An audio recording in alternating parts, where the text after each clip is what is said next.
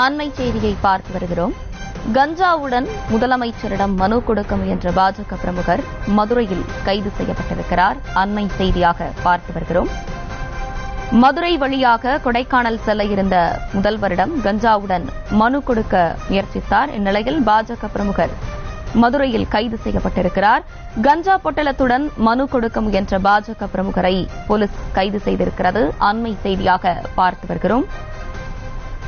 கஞ்சாவுடன் பாஜக பிரமுகர் தற்போது கைது செய்யப்பட்டிருக்கிறார். அண்மை செய்தியாக பார்த்து வருகிறோம். கஞ்சாவுடன் முதலமைச்சரிடம் மனு கொடுக்க முயன்ற பாஜக பிரமுகர் மதுரையில் தற்போது கைது செய்யப்பட்டிருக்கிறார்.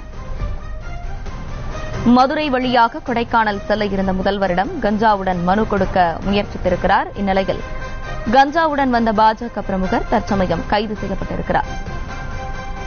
மேலும் விவரங்களோடு இணைகிறார் செய்தியாளர் விக்னேஷ். விக்னேஷ், வணக்கம். இது குறித்தான விவரங்களை வழங்கலாம். நிச்சயமாக தமிழக முதல்வர் மு.க. ஸ்டாலின் தென் மாவட்டங்களில் 6 நாள் சுற்றுப்பயணமாக இன்று மதுரை வந்தார். அதைத் தொடர்ந்து தனது குடும்பத்துடன் கொடைக்கானல் செல்ல இருப்பதாக தகவலாகவும் வெளியாகியுள்ளது. இந்த நிலையில் மதுரை விமான நிலையம் வந்த தமிழக முதல்வரிடம் மனு கொடுப்பதற்காக பாஜக நிர்வாகி கஞ்சா பொட்டலத்துடன் மனு கொடுக்க வந்த பாஜக நிர்வாகியை விமான நிலைய காவல்துறையினர் கைது செய்து தற்போது அழைத்து சென்றுள்ளனர். இந்த நிலையில் கஞ்சா பொட்டலத்துடன் மனு கொடுக்க வந்த பாஜக நிர்வாகி கைது செய்யப்பட்ட நிலையில் மதுரை விமானத்தில் சற்று பரபரப்பு ஏற்படுத்தியது. அதனைத் தொடர்ந்து தமிழக முதல்வர் மு.க. ஸ்டாலின் சாலை மார்க்கமாக கொடைக்கானல் புறப்பட்டு சென்றார். தர்ஷினி,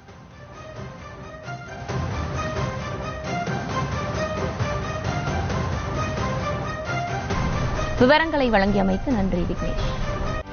செய்திகளை உடனுக்குடனும் துல்லியமாகவும் தெரிந்து கொள்ள சப்ஸ்கிரைப் பண்ணுங்க.